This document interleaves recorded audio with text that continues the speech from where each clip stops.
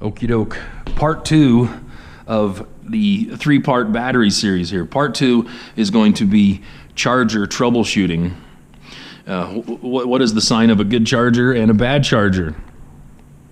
Okay, so a good charger, what would happen is you would plug the charger into the machine and then plug the charger into the wall, and then if you have an off-board charger like this, similar to this one, what's going to happen is once you plug it into the wall, you'll hear the charger humming as if there's electricity surging through it, because there is.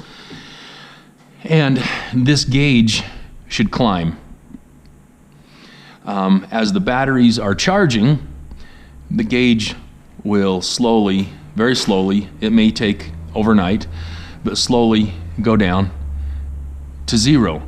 Once the gauge reaches 0, the charger will completely shut off, as in it won't hum anymore, and it will be completely dead, as in you won't hear it at all. So it should be no life in this charger if the charger is working properly and the batteries are all charged. Okay, so that is in the perfect world. That's how the charger should work. Okay, battery charger troubleshooting. If things are amiss with your charger, a good indicator is there will be battery acid on top of your batteries when you come in the next morning or after the charging cycle. The reason for that, usually, is the charger will stay on. It won't shut off completely, it'll continue to charge. There's something in here that senses when the batteries have charged, and if that sensor is not working properly, it will continue to charge even though your batteries are fully charged.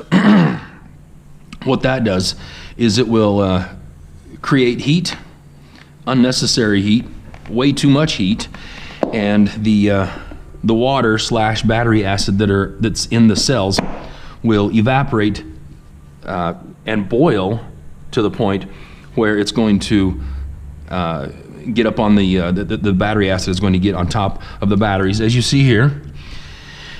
And well, it would cause all sorts of problems after that. The battery acid could spill over and eventually onto the floors, which is never good.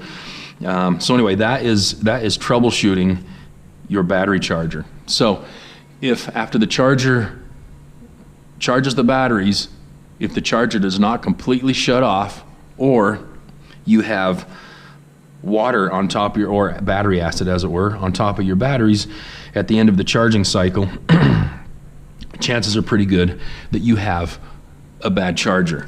Now, that's nothing we would expect you to fix, but I just wanted to make everybody aware that that is a problem when it comes to charging your batteries, and you should alert the shop at that point and we can take care of it. Okay, that's the end of part 2.